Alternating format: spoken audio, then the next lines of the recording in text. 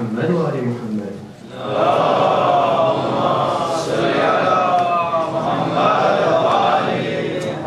بسم الله الرحمن الرحيم.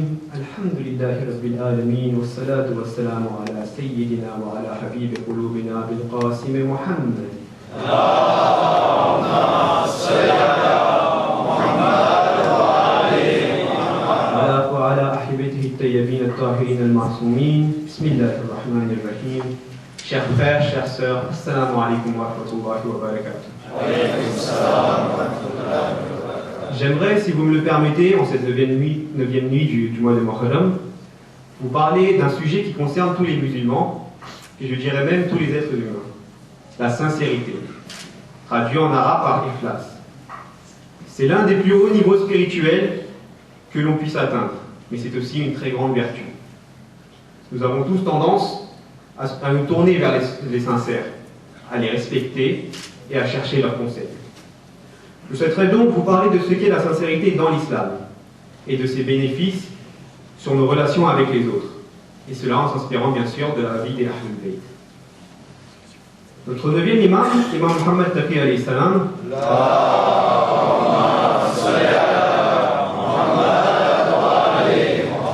a dit un jour: la sincérité est la meilleure façon d'adorer. Et Dieu nous a dit dans le hadith Qudsi que la sincérité est un de mes secrets et je la donne aux serviteurs que j'aime. C'est vous dire la valeur de cette vertu. Demandons-nous alors, qu'est-ce que la sincérité? Qu'est-ce qu'une action accomplie sincèrement pour Allah subhanahu wa ta'ala? Tout d'abord, je dirais que pour être sincère, il faut connaître son Dieu. Il faut le respecter, il faut le craindre, il faut l'aimer. Mais il y a aussi un facteur déterminant pour accomplir une action sincère. Dans le livre d'Ayatollah Khomeini, le livre des 40 hadiths, on relève le fait que certains actes, bien qu'extérieurement semblant parfaitement réalisés, ne sont pas des actes forcément sincères. En effet, le secret de la sincérité d'une action réside dans l'intention. C'est pourquoi Allah subhanahu wa ta'ala affirme que lorsqu'une personne a une bonne intention, nous lui donnons une récompense. Lorsqu'il agit en fonction de cette intention, nous lui en donnons 10. Une narration nous relate qu'un jour, Amir al-Mu'minin Ali ibn Abi Talib alayhi salam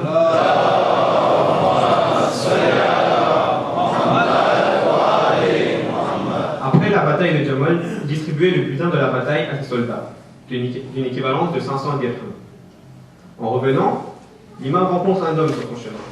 L'homme lui dit: ô Amir al-Mu'minin, j'aurais voulu être avec vous à la bataille de Jamal.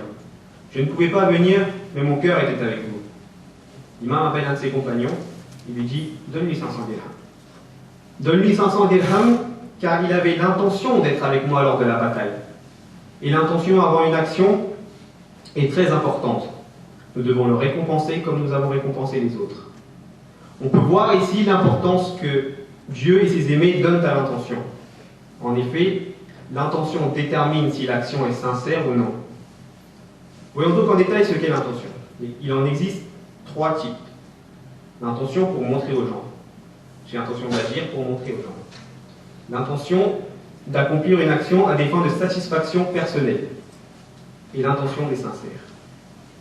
La première intention, celle de montrer aux gens, s'appelle riyas. Elle ne constitue pas une action sincère. Parfois, cette intention peut être dissimulée. Une des narrations qui nous relate cela parle de Harun al-Rashid, lorsqu'il régnait, Harun al-Rashid avait un premier ministre du nom de Fadl ibn Rabi'. Fadl ibn Rabi' avait construit l'une des plus grandes mosquées. Un jour, Behlul passe devant la mosquée, il voit Fadl et lui dit: as-tu construit cette mosquée? Il répond oui. Behlul lui demande alors: pourquoi n'as-tu pas écrit devant ton nom la mosquée de Fadl ibn Rabi'? Et on lui dit: non, c'est pas pour moi, c'est pour Allah subhanahu wa ta'ala. Le lendemain, Behlul revient, il accroche à l'avant de la mosquée une insigne avec l'inscription: la mosquée de Behlul. Fadl passe devant, il voit cela, il prend la pancarte et il la jette. Behlul lui demande: qu'est-ce qui ne va pas? L'homme lui répond: ce n'est pas ta mosquée, mais je pensais que tu as dit que c'est pour Allah subhanahu wa ta'ala. Si c'était pour Allah, Tu ne devrais pas te soucier du nom de quelle personne est écrite devant la mosquée. Tu devrais te soucier de savoir si Allah est satisfait de toi ou non. Ici nous est illustré le fait que parfois, bien que nous disions que notre intention est totalement tournée vers Dieu, elle est en vérité destinée à montrer aux gens. Voilà pour le premier type d'intention. Le deuxième type d'intention est destiné à la recherche de sa satisfaction personnelle. C'est ce qu'on appelle ujub. C'est le fait de vouloir accomplir une action seulement pour être récompensé. Cela fait de cette action une mauvaise action et cette intention devient une mauvaise intention. Tôt ou tard, si l'on n'obtient pas ce que l'on veut de Dieu, on se détournera de lui. Et cela implique aussi que l'on ne considère pas Allah à sa juste valeur, que l'on ne le respecte pas comme nous le devrions. L'un des exemples les plus explicites de ce genre d'adoration est l'adoration de Shaitan.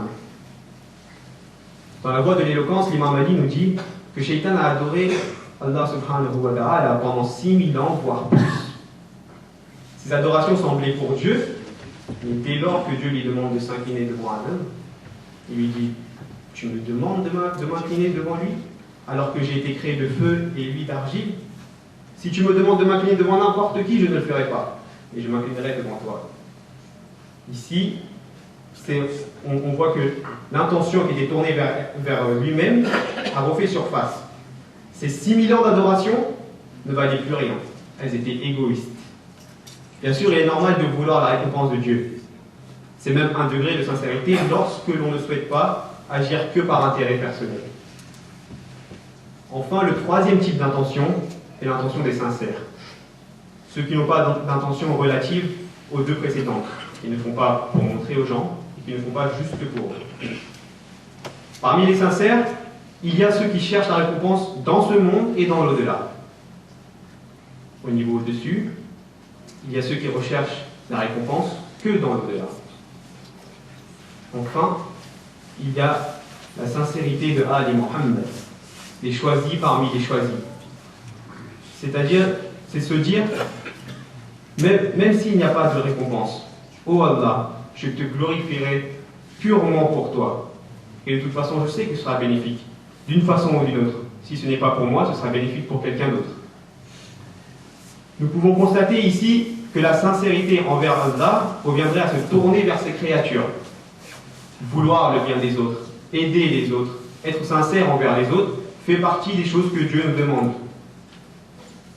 L'homme sincère envers son Dieu se tourne donc vers son prochain. Il sera un être meilleur. Et quels êtres meilleurs que les Ahlul Bayt? Quels êtres plus sincères que la famille du prophète? Et quel être plus sincère que Janab Ali alayhi salam? Il est lui aussi un exemple de sincérité. Une narration, parmi d'autres, qui témoigne de cela. Voilà que sur le chemin de Karbala, Baba Abdillah al-Hussein alayhi salam était sur son cheval. Tout à coup, il s'est endormi.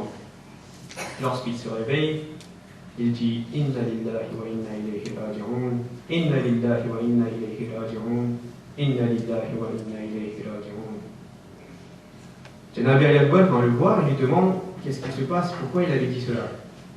L'imam lui dit « J'ai vu venir à cheval vers moi dans mon rêve un homme, et c'est comme si je sentais que la mort venait à nous. » Janab Ali al-Bal regarde son père et lui dit « Oh mon père, ne sommes-nous pas dans la vérité ?» L'imam lui répond « Si. » Janab Ali al-Bal lui dit « Alors que la mort vienne à nous ou que nous allions à elle, peu importe. » Sachant que Janab Ali al-Bal avait des liens de parenté avec Yazid du côté de sa maman Leila, et qu'il lui a été proposé de rejoindre le camp adverse, le sacrifice de celui-ci à Karbala témoigne de sa sincérité envers Allah subhanahu wa ta'ala. Seule la satisfaction de son Seigneur était importante à ses yeux. Alors sur le passage de Janab Ali al-Bal, prions ce soir pour que Dieu nous donne la sincérité qu'il a donnée à ses aînés. Sallallahu.